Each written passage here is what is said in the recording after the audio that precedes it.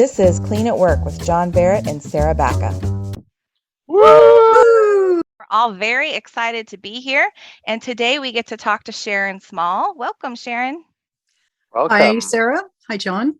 Thank you for having me on. I'm Sharon Small, and I'm the founder of the Clean Language Institute. And I came across Clean in 2006 with some questions that were being used in a weight loss company. And I just knew there was something behind that. And over the next 14 years, it has been just a constant learning process and a wonderful world and community to be involved in. So I guess this topic's clean at work, and this has been your work for some time now. So why clean? Well, sometimes I like to tease, I don't like being told what to do. And I have a heart for service. And it was really hard to find a way to serve clients and to serve others that I worked with models that were constantly top down or midway, kind of like somehow I was there to fix it or to tell people what to do. And not being, not liking being told what to do. I thought, well, there's got to be a better way of doing this. And that's when I found Clean, and it was practically perfect. Yeah. I wonder if that's something we all have in common, not to make it about us, but I think a lot of clean people have that in common, where we don't like being told what to do. We like making our own choices, and we also have a heart of service. I love how you put that, where we want to be able to help people. And so you put those two things together, and that's what clean is. That's great. I love it. Wow. Yeah. Never thought about it like that before. Yeah. That's me. I don't like being told what to do. No, and it's so common to have, big decisions made about you, or distinctions made or judgments made on these tiny thin slices that people have access to.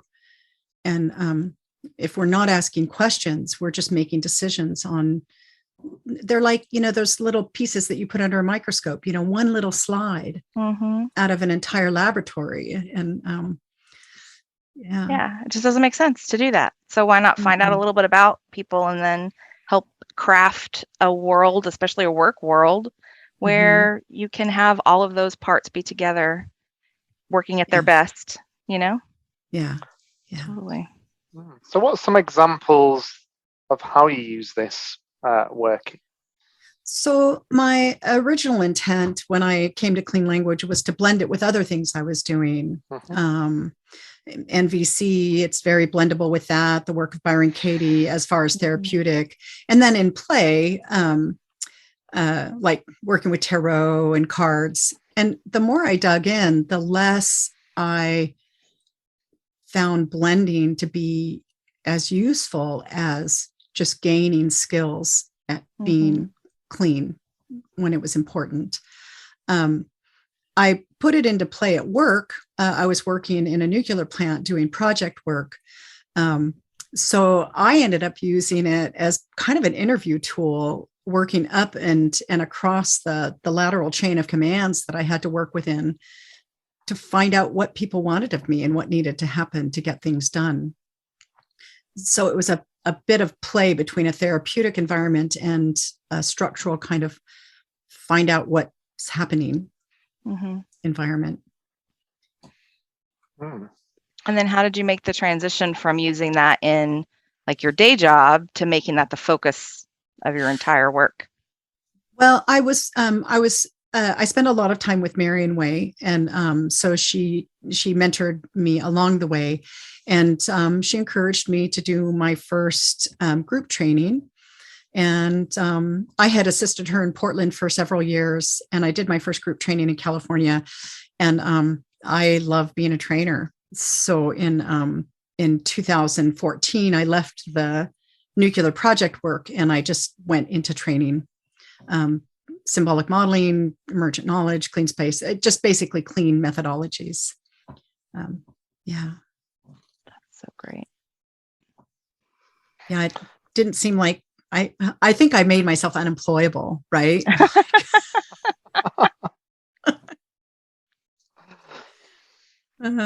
in a good way. I mean, in a good way. Yeah. Yeah. So, what are you up to at the moment then, Sharon? So at the moment, I have just kind of taken stewardship of the Metaphorum, which is a yearly unconference Judy Reese developed. And so holding tight through my first year of the administration of this, and I'm hoping to pull it off in a way that is meaningful and useful for everyone that attends. That's coming up in December. And then I do a yearly conference with Penny Tompkins and James Lawley, Clean Convergence. And so I've got those two things. And I'm looking at what's going to happen next in 2022.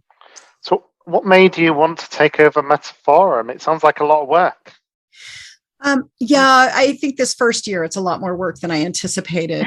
But when COVID hit, so this is, again, this heart for service, it's like when COVID struck, I'd been meeting with 5 other women for 3 years: Judy Reese, Gina Campbell, Anna Meek, Van Helsting, and Greta Irving, and Angela Dunbar. So we got together and did this first Clean Language in the Time of COVID webinars, and they were a big hit, and we reached out to a huge amount of community. We've had over 1,000 people sign up and watch those videos. And then we did it again in 2021 when the whole thing was all, were we over it? Were we through it? Were we not through it? Were some people through it? There's not. And so when Metaphorum came along, it just seemed like a natural extension of this community-based outreach for giving us a space to come together and learn and share. Because so many people are up to so many amazing things. Mm-hmm. What kind of things will people get if they go to Metaphorum? Well, we've got some well-known people coming and doing presentations like Marion Way, Caitlin Walker, Penny Tompkins, James Lawley. Jennifer DeGant is going to be doing something perhaps in English and French. But more importantly, what's going to happen is people from the community that are just learning or that are very experienced, that are using clean in unusual contexts or unusual ways, whether it's a clean stance or actually utilizing the questions. They're going to bring what they're doing, and we get to learn, where are they in the world? What are they up to? How are they adapting clean stance and clean questions to their work and their context, as well as some good discussions. So people can bring or ask for whatever they want, and we'll see what happens. It's a good example of emergence. Yeah. And what's your favorite session from previous Metaphorums? Have you got like a favorite session, and what did you learn from it? The past couple of years, I was kind of doing more administrative little backgroundy things. But like Caitlin's sessions are always amazing, Penny and James. Judy brings discussions in, and I think some of my favorite sessions have been with Judy Reese. As far as hearing what other people are thinking or wanting or doing. She's going to be doing a discussion session this year again. So yeah, they're long. When I'm in the US, it starts at 9 a.m. UK time. So I don't get up until 5 or 6 in the morning. I'm not getting up at 1 a.m. So I often Where's miss the dedication, Sharon? I know. I often miss half of it. So yeah. But it's the freedom for people to bring things. That's really what it is. Like we did, Richard Dieter brought using clean language as a writing, to help writers, write and continue their writing and iterate. And there's just some brilliant stuff that's happening. Yeah. And to see it applied in different disciplines is one thing that really fascinates me. Yeah. Too. I think my first class had like an osteopath and a bunch of agile coaches and some therapists. Like it can be applied in so many different ways. I love that. Yeah. And I'm happy to send you guys a link with a slide deck where people can actually see what people are planning on presenting. And the Metaphorum is half scheduled and half not. So we'll have a couple of rooms that are pre-scheduled. But I have a room for German and other language speakers. I have a room for the French community. And then there's 3 rooms for emergent sessions for anybody to use at any time, to just pop in and have a discussion, share a new learning. Wow. So it's my first ever Metaphorum that I'll be going to on the 3rd of December. Yes. So what, I'm going to be a bit selfish at this point and ask what's your top tip for a first timer? So the top tip for the first timer is to definitely visit the slide deck link and look at who is doing what in what time block. Now, you're lucky, John. You can easily enjoy a session in all 3 time blocks. So you've got it made. The other thing is, if you're not in like UK or European time, is to look at, is somebody doing something that looks interesting to you that you want to get up in the wee hours of the morning and join? And so people have segmented by time blocks. There's 3 4-hour time blocks. So we'll have 6 parallel sessions. So it's like a buffet. You just have to decide what you want. But you are welcome to move around. If you're in a session, John, and it's like, or not quite getting your interest, just move to another Zoom room. You're perfectly welcome to move around. Yeah. Cool. Can't wait for it, personally. Yeah. So I call it unclean space. No, Unclean. unopen space, right? It's not quite space. open space. So we're kind of doing unopened space. A little spacey. A tasty mixture. Yeah. Some kind of space, not clean space though. Yeah, not clean space. And not unclean There might be space. some sessions on it, you never know. There might be. Yeah. So going back to this topic of work and thinking about someone who wants to start using Clean, perhaps quite curious about it and wanting to use it in their workplace, what tip would you give them? So my tip would be, first, do imaginary practice. Use the radio, use newspapers, things you read. Imagine if somebody were saying something to you and what Clean question you might ask. And just start simple. Take those developing questions. What kind of, anything else, or whereabouts, and just get really comfortable asking those. Like, we would never think twice. If somebody said, I got a new bicycle, we would never think twice. Our automatic response might be, oh, what kind of bicycle? So we're doing the same kind of question, only we might be doing it with somebody's internal dynamic or perceptual experience. Oh, what kind of micromanaging? Or, right? Or what kind of get done, or anything else about get done. So you're just pointing your attention at a different kind of information, but you're asking questions that we know really well. And notice what happens, right? Because different people may respond differently to different kinds of questions. So that'd be my tip for super starting. I love that. I love that. Super starting. Super starting right off the bat. Bam. Metaphorically speaking. Okay. So the other thing that we were talking about before we started was this super awesome training next year that which you were just starting to get into, and I had to tell you to hold it back. So let's talk about that. Said, stop talking, Sharon. Stop talking, Sharon. Save it for our listeners. So this is our 7th year with Clean Convergence. It's a yearly event that we were holding in person in California. And it's my learning ground. I wanted advanced trainings, and I asked Penny and James if they would come every year and teach something advanced and new. So previously, it's been an introductory training, an advanced training, a retreat, and clean language interviewing. This year, it's a retreat, over 3 weeks, where you get facilitated and you can watch other people's being facilitated. Great way to learn by watching others.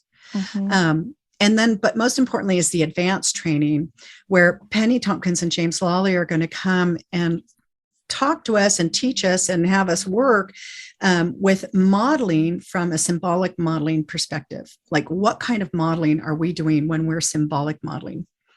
And knowing the difference between just asking clean questions about information that seems to be important and really modeling the client's inner landscape. So just a nuance. Mm-hmm. And such an important nuance. Mm-hmm. Mm-hmm. And it can be hard to get. Mm-hmm. Yeah. So that's going to be exciting. So that's the end of January, 3 half days plus Q&A time with P&J. You said that that's for an advanced audience. Can you say a little bit more about what advanced means? So you need to be familiar with the basic structure of symbolic modeling. So either an online training where you have a kind of an introduction to, like, a 3-day introduction is normal, but like Penny Tompkins and James Lawley, they have an online training that introduces all the concepts. So you need to be familiar with, what is symbolic modeling, how to ask the clean questions. Like you guys having systemic modeling, you would be just fine. You don't have to have had symbolic modeling. You know enough about a clean stance, the clean structure, asking questions. The difference would be you'd be doing your work with one person versus a group of people. And I know there's more to systemic modeling than that. What I don't mean to do is I hear that. I know there's a whole other thing going on with Caitlin's work. So I want to respect that. But I do think that you would have enough under your belt to easily attend something like this. Good to know. Yeah. And you're doing it in person still rather than online? No, this will be online. Okay. So it is an opportunity if you're in a place or not in a position where you could travel easily to attend with us. So one of the things we've asked a few people now is, and you do clean training, what adaptations, if any, have you had to make when doing clean online? Weirdly, the adaptation has been, for me, a much more detailed back-end preparation.